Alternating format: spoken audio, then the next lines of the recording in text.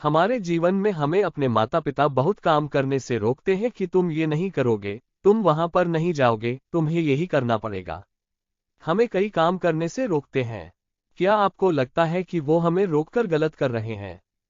क्या इनके रोकने से हम सफल नहीं हो रहे हैं? यदि आप ये सोचते हैं तो आप गलत सोचते हो, क्योंकि उनके पास उस बात का तजुर्बा होता है। बड़े बुजुर्ग रिश्तेदार जो हमें बातें समझाते हैं वो हमारे भलाई के लिए होती है। चलो एक कहानी के माध्यम से आपको ये समझाता हूँ। एक बार एक व्यक्ति और उसका बेटा दोनों अपने घर की छत पर पतंग उड़ा रहे थे। पतंग बहुत ही ऊंची उड़ रही थी, वो बादलों को छू रही थी। तब उसका बेटा उस व्यक्ति से कहता है कि पापा, ये पतंग इस डोर से बंधी हुई है, जिस कारण और ऊंची नहीं जा रही है। इस डोर को तोड़ देना चाहिए। बेटे की ये बात सुनकर उसका पिता उसके कहने पर वो डोर तोड़ देता है। उसका बेटा बहुत खुश होता है। वह पतंग टूट जाने से बहुत ऊंचाई पर पहुंच जाती है, लेकिन फिर कुछ समय बाद वह कहीं दूर जाकर खुद ही नीचे गिर जाती है। ये देख उस व्यक्ति का बेटा उदास हो जाता है।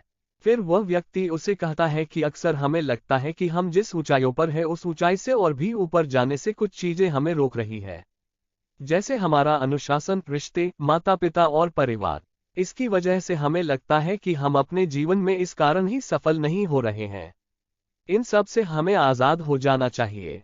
जैसा कि पतंग अपनी डोर से बंधे हुए रहती है और उस डोर की मदद से वह कई ऊंचाइयों को छू लेती है, उसी तरह हम भी अपने परिवार और रिश्तेदारों से बंधे हुए हैं।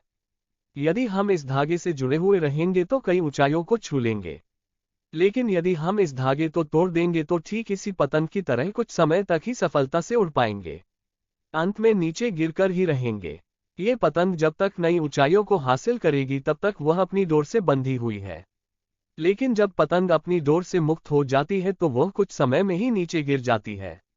उसी प्रकार हमें भी अपने जीवन में रिश्तों की डोर से बंधे हुए रहना चाहिए, जिससे हम अपने जीवन में नई ऊंचाइयां हमेशा हासिल करते रहे।